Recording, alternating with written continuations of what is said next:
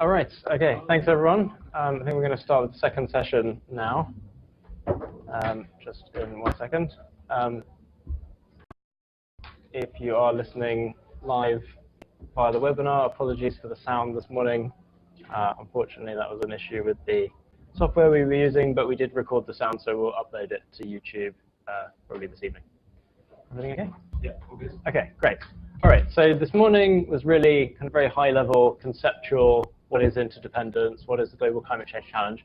This section is really about how we're going to be working, so how we're organizing ourselves. And so we're going to look essentially at sort of some of the processes, but also some of the working groups that we're looking to form. And then we're going to finish just by going through a kind of template how to run a working group meeting, which hopefully is applicable beyond this movement as well, just how to run a good meeting. So yeah, that's essentially the program. We'll see how long it lasts, and then we'll wrap up. But there's going to be lots of other workshops over the coming month, so hopefully do tune in for those ones. So the next one coming up actually here again on Wednesday. So we have James Cameron in the morning. So he's essentially been in the climate change space for 20-odd years, most recently advising the Fijian presidency at the COP negotiations. Very, very knowledgeable, lovely person as well. He'll be sharing some of his experience and knowledge. And in the afternoon, we have Nectorios, and I'm not going to try and pronounce the second name, but he's been working at an organization called Startup Bootcamp for the last 7 years. And he's really just going to be coming to share some of his insights in terms of seeing all these young companies grow and sort of, things they've done well, and maybe some things that he's learned that maybe we could bear in mind to try and avoid. Thursday is looking at cryptocurrency. So we have Brett Scott coming in, author, thinker in the alternative finance space, really giving his take on blockchain, cryptocurrency, sort of alternative financial systems. And then Friday, again in here, we have Joseph Wazinski, who I believe his startup may be based here or just down the road. And again, he's going to be sharing some of his experience, very successful entrepreneur. And we'll be doing a few other things around that, around sort of productivity and tips for being effective. So that's kind of what's coming this week. But now just to kind of go into giving a bit more of a sense of how we're going to be working. So as I mentioned earlier, so Global Climate Change Challenge, very much a volunteer training and support program.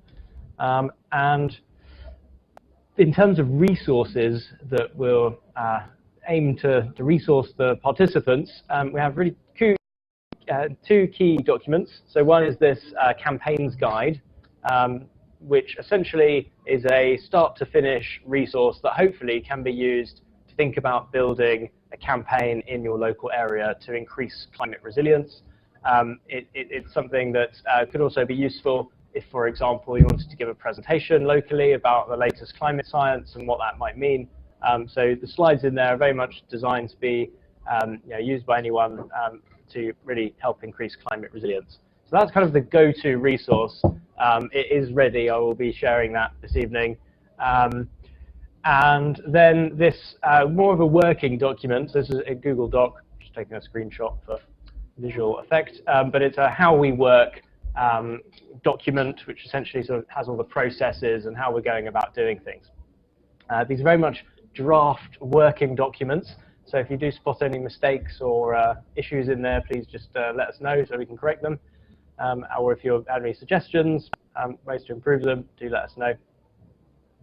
Okay, so first of all, then, let's go into what is the objective behind this this movement, if you like, this community, and in particular for the Global Climate Change Challenge. So primarily, it's thinking about increasing climate resilience, so local climate resilience. Now, the reality is, however optimistic or pessimistic you might be, we have locked in quite a considerable amount of climate change or global temperature rise, which we are already starting to see, and that is going to have an effect. The precise effects, it's very difficult to predict the future. We don't exactly know, but there are certain indications and things to think about. And so the core number one thing here is really thinking about how do we prepare for what we know is coming, really. That's the number one objective. And there are many different ways to do that, and the campaigns guide seeks to explore that in a bit more detail and provide suggestions to start thinking about that. So we talked a little bit earlier about the interdependence bond. Ultimately, what we're trying to do is provide a crowdfunding mechanism to enable everybody to participate in and benefit from that transition to a more sustainable system, economy, however we want to think about it, but also to use that crowdfunded money from the general public to unlock institutional capital, because as we talked about this morning, that's really where the firepower is. And lastly, it's really, and that's why we've called this movement interdependence, is to affect a consciousness shift, really where we're acknowledging as a society that we live on a finite planet with finite resources. As crazy as that might sound, but you know, it's true. So perhaps if we were able to raise a bit more awareness, and hopefully that can be done really just through raising awareness for the brand itself, because it is encapsulated within that single word of interdependence. So those are our three objectives: increase climate resilience, offer a crowdfunding mechanism, and hopefully affect some sort of consciousness shift in the process. So how are we going to be working? Well, the principal idea here is working groups, facilitated and coordinated by the Interdependence Agency coordinating team. Now that's essentially made up of members of the Interdependence Agency, also the Independence Treasury, and we may well end up with volunteers sitting on a strategy committee there as well. So it's really designed to be balancing, if you like, so we have the directors of the Interdependence Agency. Their legal obligation is to fulfill that mandate, which is scaling the Interdependence Blueprint. The Interdependence Treasury, the trustees there, are really there to be thinking about how we design our processes so that we can actually unlock more money to reach scale. And then ultimately we want to have input from members of the community as well. So those three stakeholder groups. And then the idea is for each individual working group to be almost an autonomous entity that is able to make its own decisions and produce its own outputs, but guided and coordinated by that central coordinating team. So we'll talk a bit more about that in a moment. So essentially we've got two working groups, if you like, global working groups, which are really looking at the overall strategy as a whole. So for example, social media, until we are at the point where we might have Interdependence UK or Interdependence France, we've just got one social media platform, and so that would be in the bracket of a global group, so the sort of top level. And then local working groups, which are really focused on local campaigns, which we talked about before. So that's really looking at how do you scale climate resilience more locally. And so for this first program that we're running this summer, most people will end up involved in the global working groups because we're still in the process of setting up that infrastructure and building it. But longer term, the idea is that as the movement grows, we can never really have too many people because they can all be working on local climate resilience where they are. And we may well look, for example, at the global level, once we reach some sort of critical mass, to then split off into smaller groups. So for example, that might well be, it might be a language-specific one. So you might have a working group for a French-speaking world or Chinese-speaking world or whatever that might be. Okay, so here are some of the principles for working groups, which are originally taken from a theory known as holacracy. These, and some of these have been modified as well, but kind of get the general gist. So the idea being that essentially each member of the group is accountable to the other members of the group. So this is all a voluntary process here. So if you're saying you're going to do something, then the idea is you're accountable to that group. But no one's forcing you. You don't have to say that you're going to take on a role. But so there's an idea of accountability in there. The idea being that everyone individually within a group is essentially free to do work in whatever way they see fit. You know, different people work in different ways. Some people are most productive between 12 a.m. and 3 a.m. and maybe that, you know, that's fine. So the idea is not to sort of prescriptively tell people how they need to do things, but when it comes to what they are doing and how they're operating, the general rule of thumb is to get feedback from at least 2 other people in the group just to check that you're on the right track. And it's always best to do that before you do a big piece of work, in case it turns out that that was actually not what needed to be done. So the idea that really we encourage people not to criticize others unless there is a really strong reason to do so. So if, for example, it's negatively impacting the working group. Yeah, I think there's definitely a time and a place for feedback, and it's a useful mechanism to have in place so that we can all continuously improve. But generally speaking, the idea is not to be criticizing others. Particularly, you might think that you have a better way of doing it, but so try to avoid that. So the idea, as I mentioned before, really the interdependence agency coordinating group is really there to try to make sure that you don't have 2 working groups doing the same thing or an area of work that just isn't being done. That the working group itself and the members of that group are essentially free to decide how they work themselves. So it's a sort of balance. You know, you're not trying to kind of have a top-down structure, but you're also trying to have enough coordination across the movement that we're actually effective. So yeah, as I just mentioned there, so essentially the interdependence agency coordinating team is really helping define the roles and responsibilities of those groups so that, yeah, there's no duplication, but then there's no gaps as well. Now, we'll see if we're able to do this summer, and certainly longer term, the idea is that each working group would have 2 co-leaders, ideally 1 man and 1 woman. And the idea is that those 2 co-leaders would share the responsibilities between them and probably work out between them how they want to organize themselves.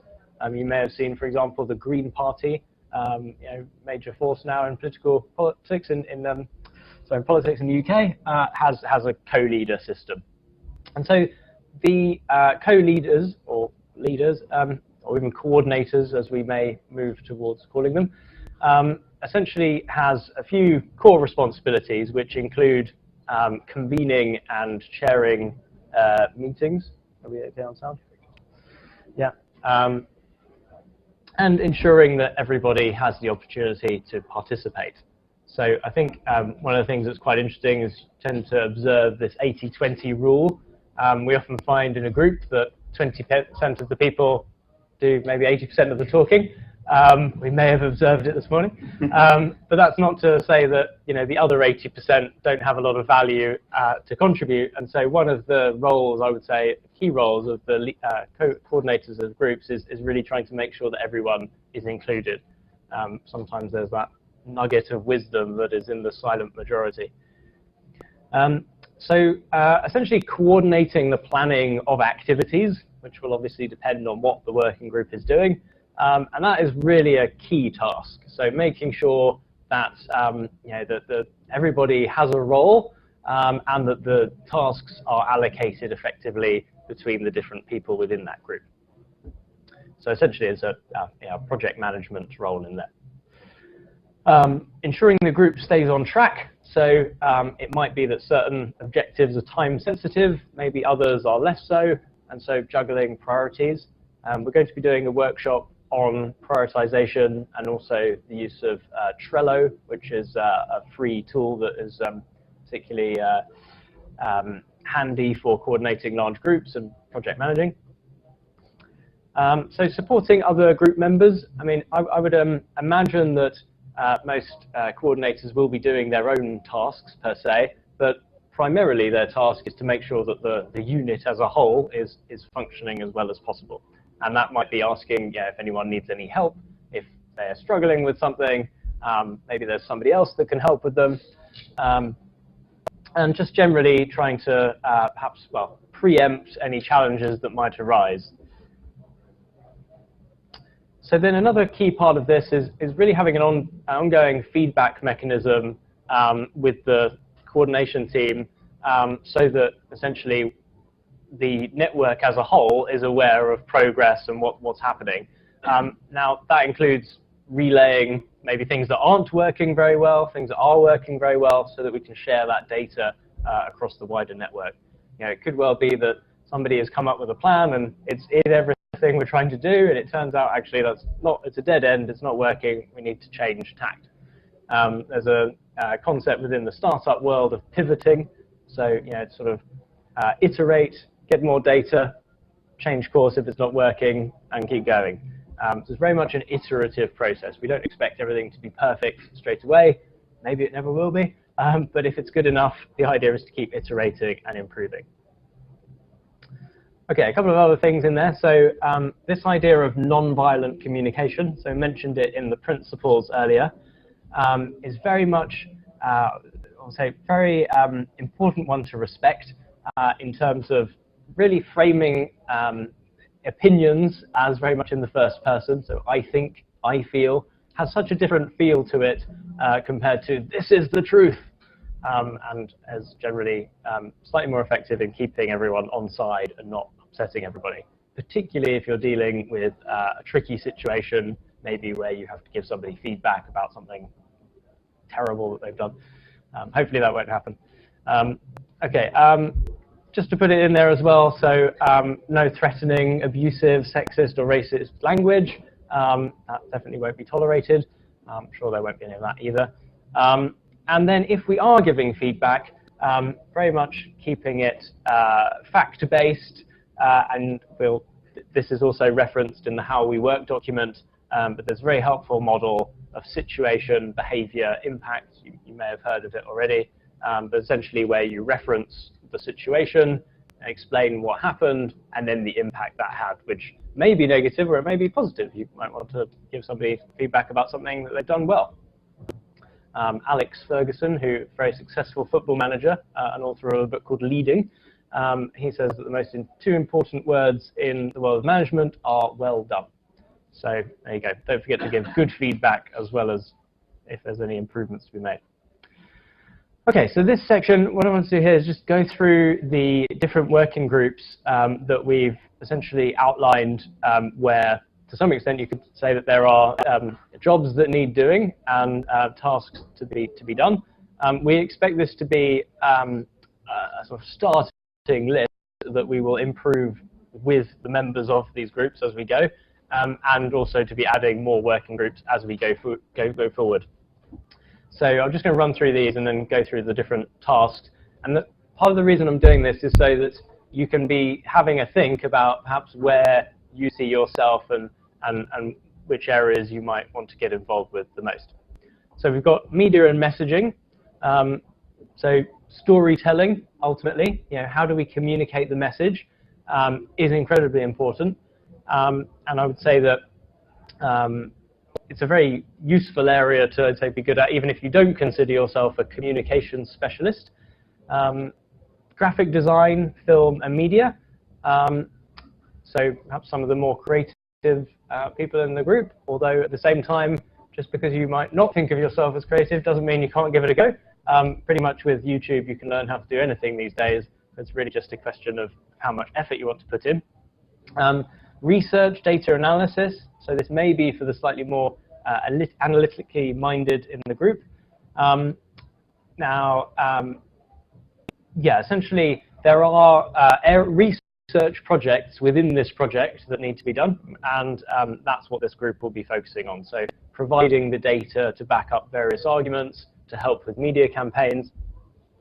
Volunteer coordination and recruitment, well, that sort of is what it says. As we start to scale, that's going to become increasingly more and more important.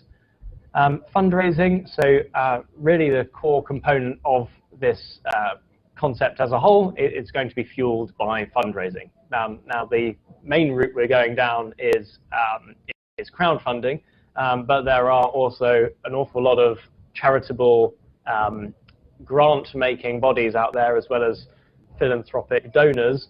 And so that group really is going to be focusing on approaching them. Tech development, so for anyone who applied to the Global Climate Change Tech Challenge, that's really the working group for them. This is essentially assisting the technical team in the rollout of new products. I would also say that there are tasks in here that you don't have to have a background in software development to get involved with. There are lots which are user testing and research based. So if you're into building new things and testing them, certainly could be interesting. And then the white paper working group. So as I was saying this morning, the original genesis of this idea was a white paper written for the Global Challenges Foundation. We haven't published that yet because we still feel that there's more work to be done. And so this working group really would be looking at going a bit deeper than we have so far and getting input from more people to improve that before we make it public. Okay, so now I'm going to go into these individually and just kind of go through some of the tasks. So media and messaging. So this is really around defining, framing, arguments, messages, talking points. You may have seen in the suggested reading list, George Lakoff's book, Don't Think of an Elephant. It's all about framing. His central thesis is really that actually frames are incredibly important. And he talks quite extensively about how various,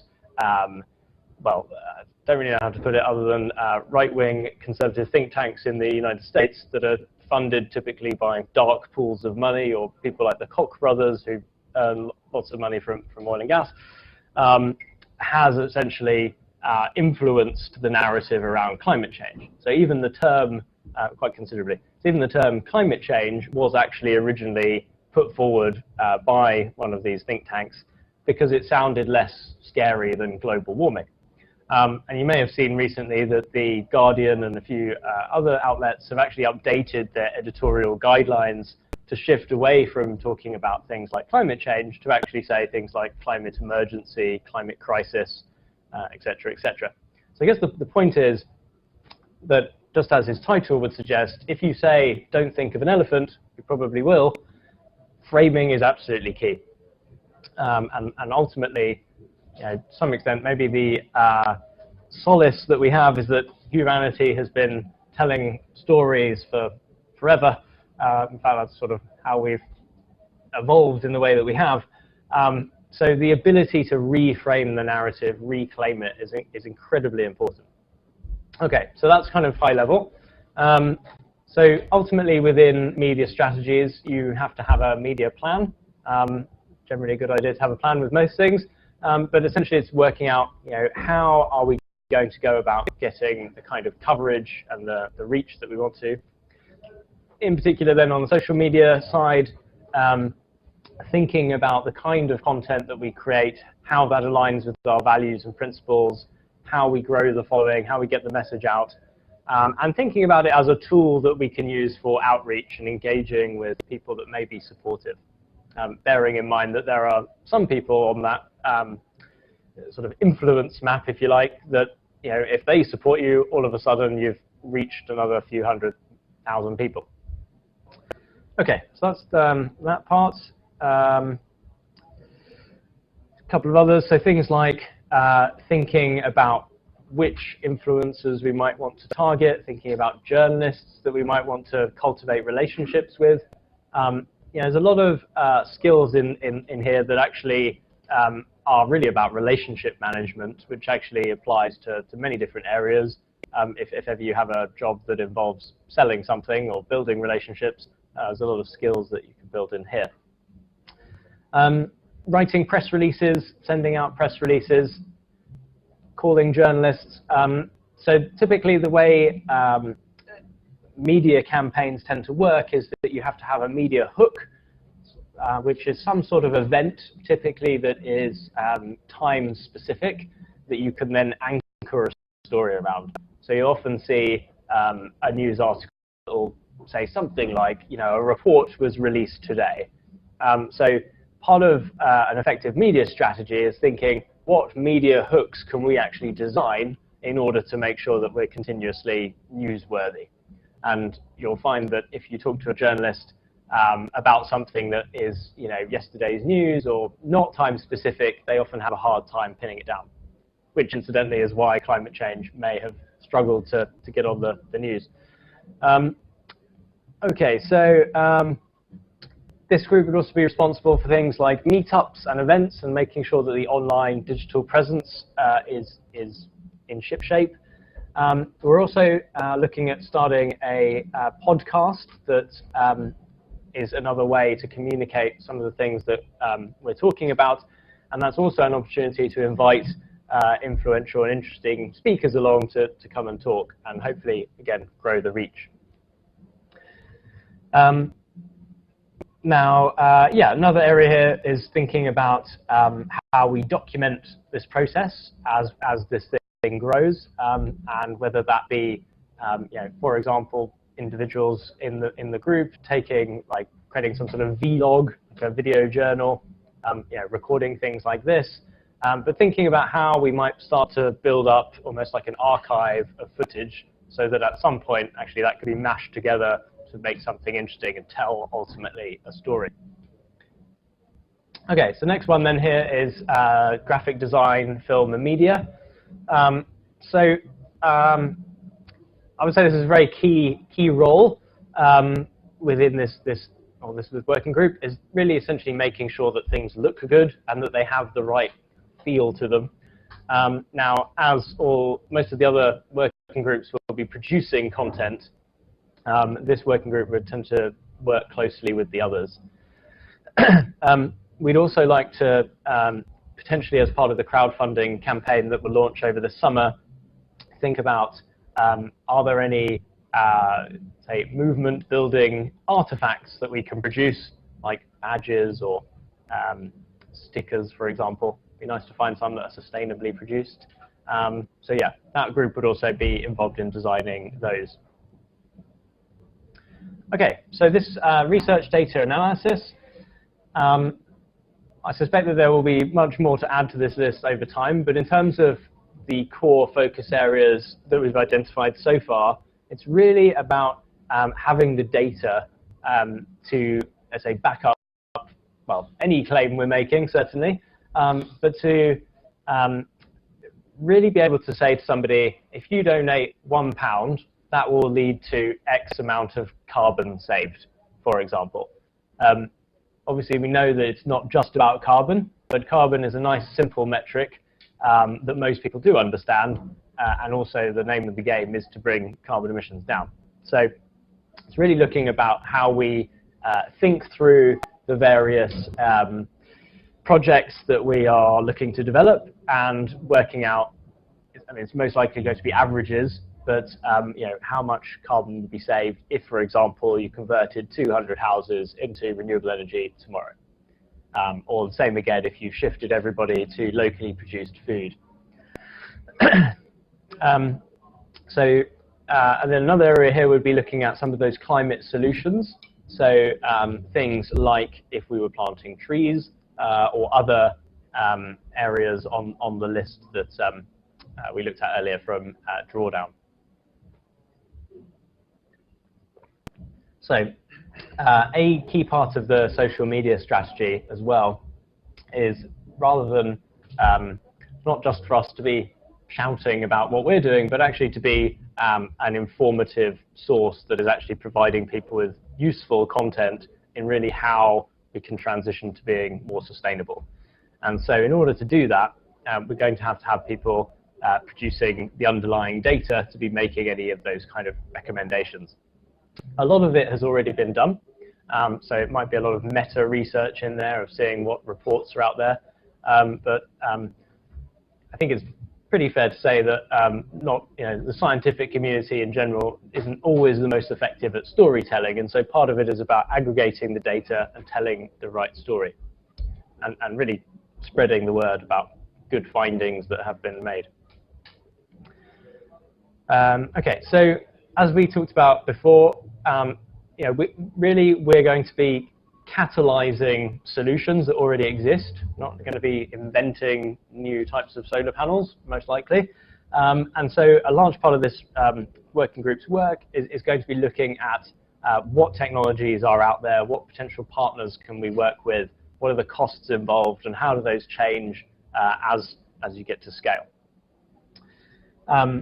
Seem pretty important, but making sure that whatever work is being done, that there's a very thorough log of sources, methodologies, and notes that can be understood by a layperson that might be picking them up later. So that's a core part of how we're seeking to work in general, is using things like Google Docs, where you can all collaborate, but you've also got something that saves every few seconds, and if your laptop blows up, we don't lose all the work. But it's very important to be thinking about how we store information in a way that means it's not lost and can be used later. So as I mentioned before, there's kind of the idea of producing our own content, and not just for a sort of an individual tweet, for example, but actually putting together briefing notes depending on what we might have found. So that's kind of the output of that group, and that would be again working with those that may be, more copy-minded or graphically minded to help produce things that look good. Okay, so volunteer coordination and recruitment. So many of you will have gone through this process that we were still figuring out and probably haven't quite perfected.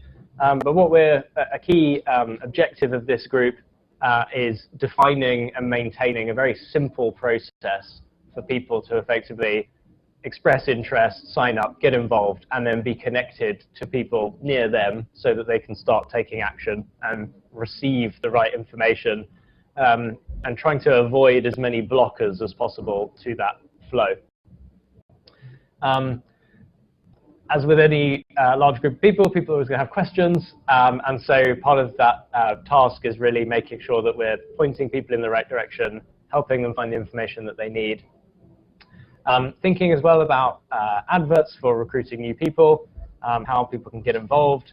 Maybe that gets posted in a local area, so that, let's say, if you wanted to start interdependence group in Oxford, and you were thinking about a project to increase local climate resilience, to be able to just take a template, change some of the details, put that up there, and hopefully find that actually there's lots of people that do want to take action on climate change, if only they were asked.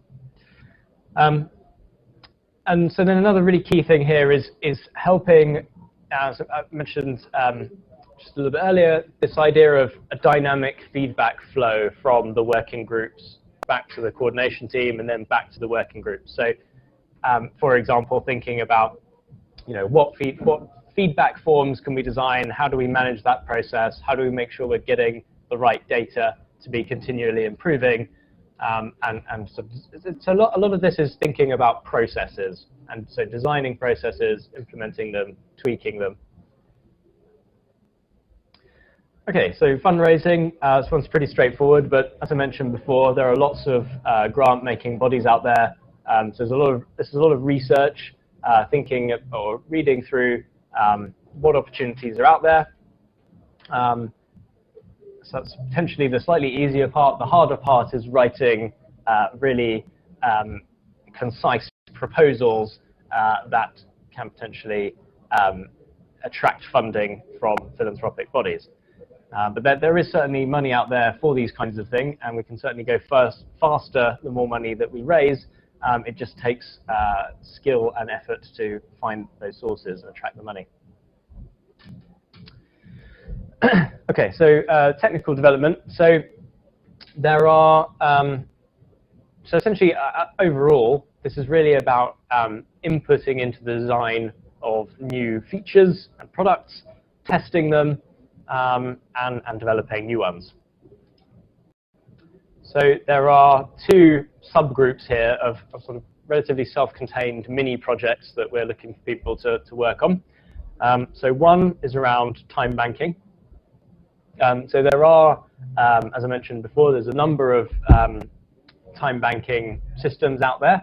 So part of this task is researching the existing ones, seeing what works, what doesn't work, and really trying to learn from that information. One of the, or two of the challenges that we haven't quite figured out yet, and that's again something that we're putting back to the community, is really around well, whether or not we want some sort of peer rating system, and if we do, what that would look like. So it might be that you want to exchange time with somebody, but actually they don't show up, or they show up 3 hours late. Do we need some sort of rating system in there? Or perhaps not. Perhaps we just need a way of flagging things that aren't working. And then also a system for validating transactions. So it may well be that actually it's okay just if it's a for one person to be validating that the other one has delivered whatever it was you were exchanging, or it might be that there's more of a technological solution. So this is a relatively self-contained mini project, which is around thinking through a particular feature, start to finish, and thinking about how we might design it. Okay, so this is another subgroup of the technical development working group. So it's looking at a future product roadmap, which is looking at how we might be able to integrate a sustainable marketplace into the platform that we're building. The long-run idea would be for these for the vendors to be accepting interdependence bonds as a form of currency. Essentially, the more people you have accepting a currency, or the more places you can spend it, the greater the value it has. So that's part of the thinking there. But also, in terms of the alignment with the brand overall, it's really thinking about how do we enable people to actually make sustainable choices. I don't know about you, but personally, I find it very difficult. Pretty much, you step out of the door in London and already you've polluted and destroyed something, pretty much just by getting on the tube and buying a sandwich. So it's really thinking, if there are particular vendors out there, and I know there are, that are offering products that are not destroying the planet, then can we showcase them and perhaps encourage others to do the same? So this is really thinking about what other competitor marketplaces out there. How might we design such a marketplace? What kind of thinking could go into that? What does the data say? What do people think?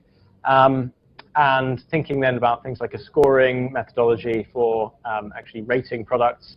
And then if we decide to go ahead with that, then actually identifying potential partners. Okay, so the last one. So this is essentially the white paper working group. Doing a literature review, essentially, of what we have in there at the moment, going a little bit deeper than we have already, and then really adding to the core argumentation within the discourse. That's essentially what we're looking at there. I think there's probably more research to be done around the accountability dimension, and thinking a little bit more about how, what models are out there that seem to be working well, and that where you can sort of steal the best ideas from them. Okay, so I was just recapping what they are. It may be, as I mentioned earlier, that over this next month, there are other things that we work out between us need to be done. And so if you have any particular ideas or nothing in here speaks to you, but you've got an idea for something else that you think could be useful, then that's absolutely fine. Just come and talk to us.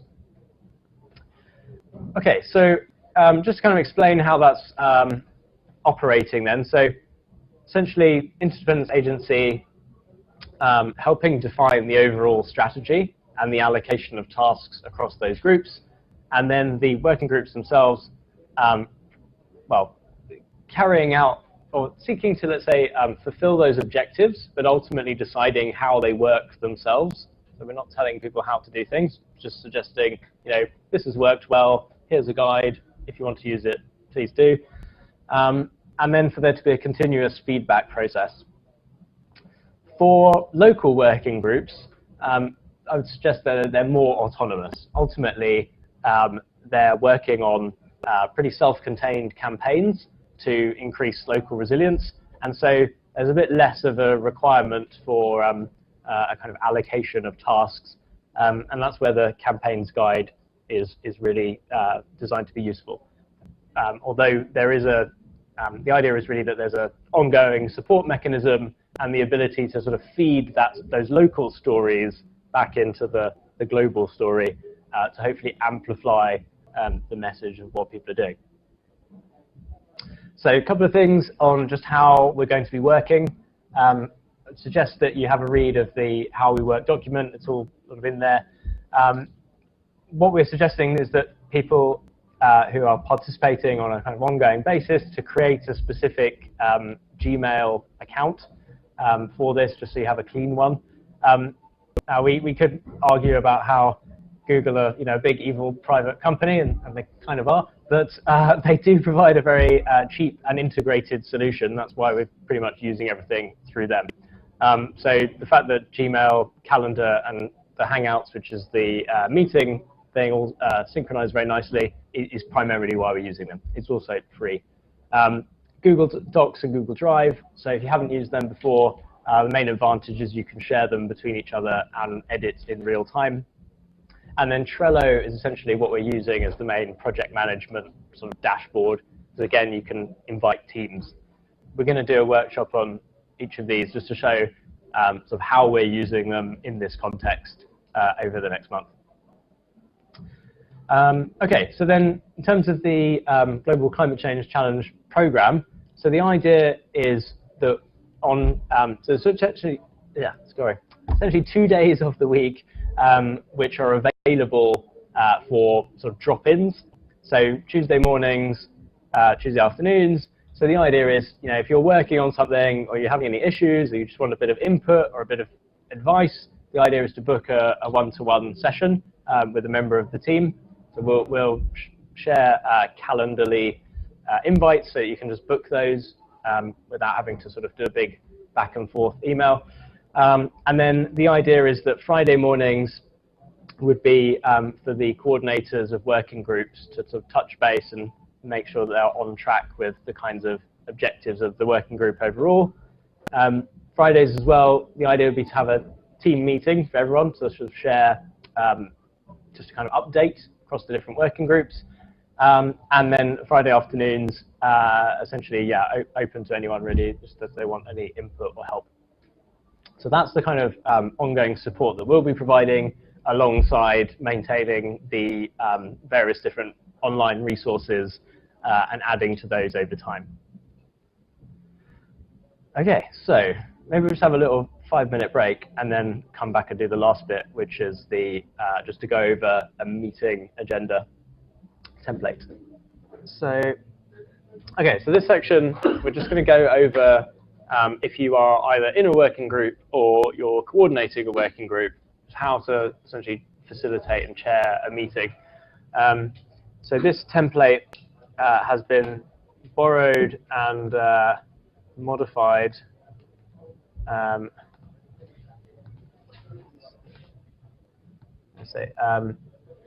from Extinction Rebellion, who have, and an organization called Rise Up, who essentially were behind what they've done.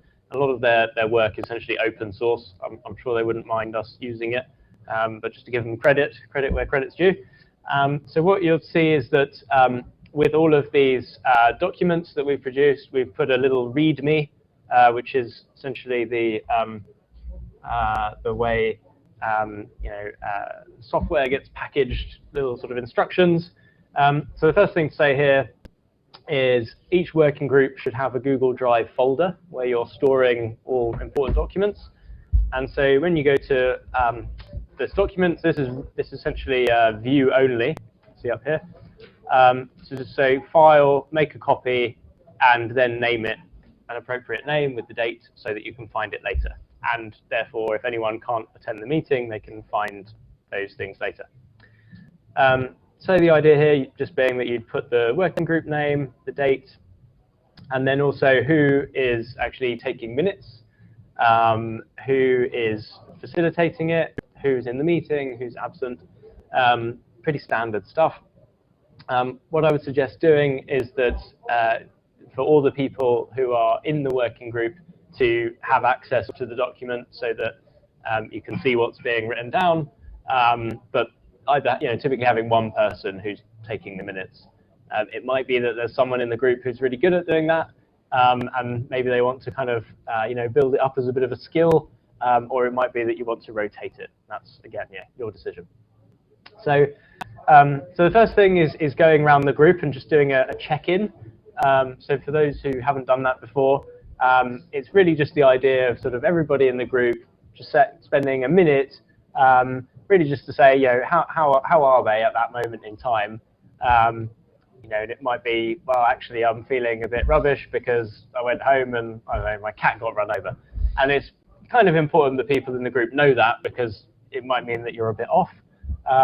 So it's just really checking in, seeing how people are doing, sharing a bit about what's going on. But the idea is not for it to be a big, long monologue of 4 hours. It's just short and sweet. And so the reason for doing that is really so that it builds a bit of trust in the group, enables everyone to feel present, and is really designed to deepen the relationships there. So a tip here would be to not necessarily actually say anything, but just to almost what's known as active listening. So to listen, but not necessarily to comment. And you can, well, it's easier if you're in the same room, but yeah, not necessarily passing judgment on what's been said.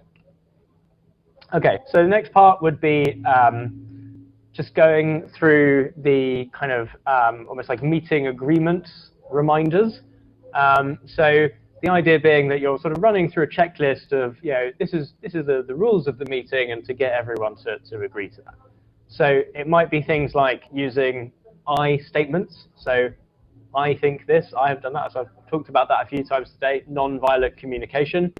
So saying things like, I find it difficult when, rather than it's really difficult when, usually followed by a you kind of accusing statement. And you've probably had it done to you. I've done it to other people, but it's nice to not do that. So just try and go that way. Respecting people's opinions. Making it very clear that it's always okay to ask questions. There's no such thing as a silly question. No offensive language, even if it's in a joke form. I think this is a good principle, just to keep it professional. So slow down your yes and return tasks if you can't do them. So I think there's it's often very difficult to say no. And so just thinking a bit about your own boundaries and what you can and can't take on. If you've already got a full-time job that's taking up 40 hours a week, maybe you don't take on a task that's going to take up another 30 and expect to stay sane. So just sort of thinking a little bit about that. Remembering that we're all part of a team. If you're in a working group, you're all part of the same group, trying to work towards the same goals. And so that also means that we're relying on each other to help improve, to get feedback. If we're about to go in the wrong direction and you've realized that, please say before we go in the wrong direction. And then keeping it solutions focused is also important. So yeah, essentially the reason for doing this is to really make sure that we're operating within the principles of the interdependence movement as a whole. Oh, sorry, there's a couple others. So, so I mentioned this earlier, encouraging all the voices in the room. So, it might be that if you haven't heard from someone, that you just make time within the meeting just to say, do you have anything to add? Not putting people on the spot, but just making sure that they're able to speak if they want to. Okay, another one that's a good idea. So, ultimately, particularly if you're chairing a group, is thinking about how you can delegate roles to different people. There's probably, if you're trying to do something effectively, like a meeting, so thinking about making sure there is a designated timekeeper can be really helpful. Just say, well, maybe we've spent a bit too long on that now, or it's taking up a lot of time. Maybe we need to move on to the next issue. And it can be good for that to not be the person who's chairing the meeting. Okay, so the next one is action review. So thinking, or just essentially reviewing the minutes of the last meeting. This is really about going through what were we trying to do, what was done, what was not done, and the idea being that things that were not completed, then are back into the pot to be completed. Or it might be that for whatever reason, circumstances changed, and actually we're not going to do those things anymore because they're not relevant. So the reason we're doing this is really for accountability, and to also make sure that things didn't get dropped and missed.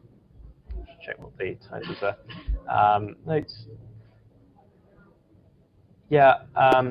So yeah, I guess another point to make here is that ultimately, there are tasks to be done, and it's not necessarily that something fits with somebody's role or maybe their background. It's really, if you think you can do something, and you want to do it, then go for it.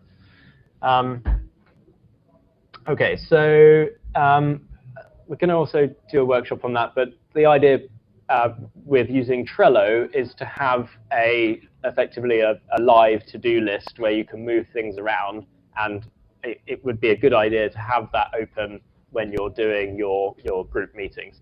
So if you're using something like Google Meet, you can share screens. You can also do it on Skype. So you don't necessarily all need to have it open, but it's a good idea if you're going through tasks, for example, and crossing them off. Okay, so anything to add? So essentially, this is really, is there anything else that you need to add to the agenda? And then the idea really is that you're working through the agenda items to give the meeting structure. I think one of the things that is, you've probably been in many meetings yourselves, but it's like the different. It's very easy within a meeting to get sidetracked, potentially by a little story or something that somebody wants to talk about, and really the kind of job of the group as a whole is keeping it focused. What you really don't want is if you've only got, say, half an hour or an hour with your working group, and people are, maybe they're only volunteering 10 hours a week, so that's sort of 10% of their time, for it to go too far off track. What you want to do is sort of, keep it focused, and things like, a meet-up for drinks can be maybe more the storytelling environment. But at the same time, obviously, bit of some emotion is fine. Talking a little bit. All right. Okay. So just making sure that if there's anything that got postponed, that there's a note for that for next time. And ultimately, though, reviewing the Trello board to make sure that you're ticking things off or putting them on as we go. So the idea as well then being that within the meeting itself, to be confirming the time, date, venue, and who's going to be taking on what role. If for whatever reason that doesn't happen, then you can always do it via email afterwards. But it's just generally a good idea to book it in with everybody there, because as you've probably experienced, once you get into an email thread, that's just more time, more admin, more complexity. It's a lot easier if everyone's in the room. Okay, and so our default way of scheduling meetings is using Google Calendar, and one of the reasons for doing that is because a link to a Google Hangout is automatically included in that, and so you can again minimize the back and forth of where are we doing it, what's happening, what time. It's just in one place. You can add people by email to that. Okay, and then so checkout. So this is essentially going around and just sort of checking out at the end, maybe confirming things that people are working on, or just anything else that they think are important. And that is pretty much it. I'm thinking I might just let's see, just show you how many people have used Trello before. No? Okay, let me just do a quick Trello demo, just so that people have a sense of what that is. Do you have any? Have you just got the interdependence ones on here? Yes.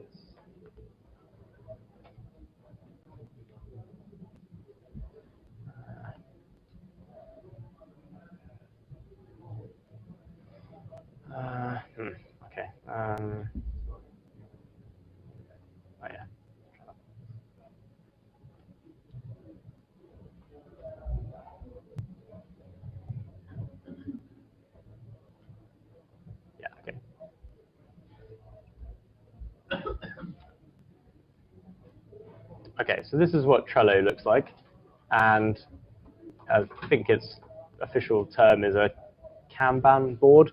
So you might have something like a to-do list over here, which would say to do, and it might be that this is your backlog of things that you would add in there, and you can just very easily write the name of a task as the card. And then you might say, okay, well, what are we working on this week, perhaps? So we might say, okay, we're going to move this one over here, and everyone can see that that's the tasks we're working on this week. And then perhaps at the end of the week, you might go through it and say, okay, great, we did that one, and we're going to tick it off. We'll go into this in a bit more detail another time, but ultimately, it's a to-do list that everyone can join. So you can, for example, invite people to join it. And one of the things that is particularly handy, let's just run there, oops, is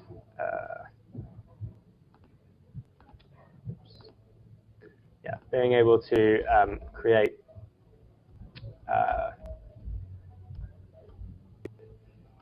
checklists, which if you tick them off, you get a little percentage bar, and you can kind of have a sense of how far through a task you might be. So you might know that you've done 2 of the 3 tasks over there.